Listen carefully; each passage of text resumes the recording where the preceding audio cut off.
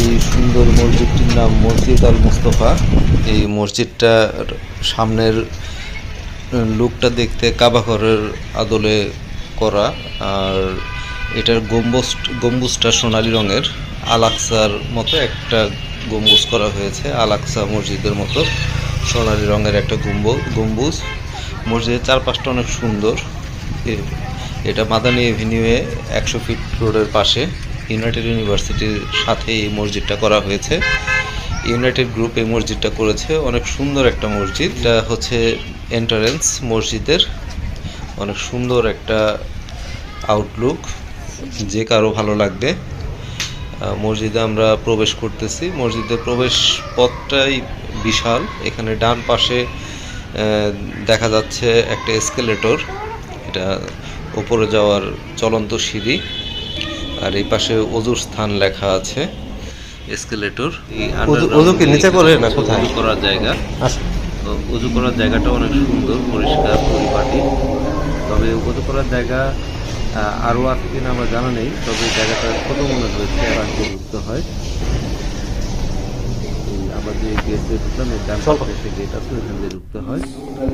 আর মসজিদের ভেতরে আমরা আসরের নামাজ পড়লাম। আসরের নামাজ পড়ার পরে মসজিদের ভেতরটা দেখতেছি, অনেক সুন্দর একটা মসজিদ। আর কার্পেটগুলো সম্ভবত চীন থেকে আনা হয়েছে এরকম শুনেছি। আর মসজিদের ভেতরে অনেক সেন্ট্রাল এসি করা, অনেক সুন্দর। সাউন্ড সিস্টেমও অনেক ভালো।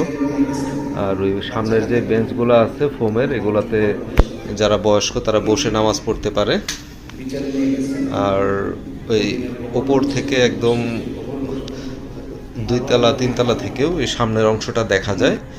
আর পেছনে যে অংশটা, এখানে যে ঢোকার সময় যে অংশটা, এখানে দেখেন বিশাল একটা জায়গা। এখানেও একদম টপ ফ্লোর পর্যন্ত একদম গম্বুজের ভেতরের অংশটা দেখা যাচ্ছে। আর এটা অনেক সুন্দর করে করেছে মসজিদটা। বাংলাদেশের মনে হয় এটাই সবচেয়ে আকর্ষণীয় মসজিদগুলোর মধ্যে অন্যতম। আর আলো বাতাসের অভাব নেই, প্রাকৃতিক আলো বাতাসেই দেখেন ফ্যানগুলো কত বড় বড় সুন্দর। প্রাকৃতিক আলো বাতাসেই ভরপুর থাকে মসজিদটা। নামাজ পড়লে একটা প্রশান্তি ভাব আসে, মনে হয় যে এখানেই যদি বাসাটা থাকতো তাহলে প্রতিদিন এই মসজিদে নামাজ পড়া যেত। অনেক সুন্দর একটা মসজিদ। আপনারা যারা যাননি তারা একবার দেখে আসতে পারেন, নামাজ পড়ে আসতে পারেন। আমার চ্যানেলটা সাবস্ক্রাইব করে রাখবেন। ধন্যবাদ।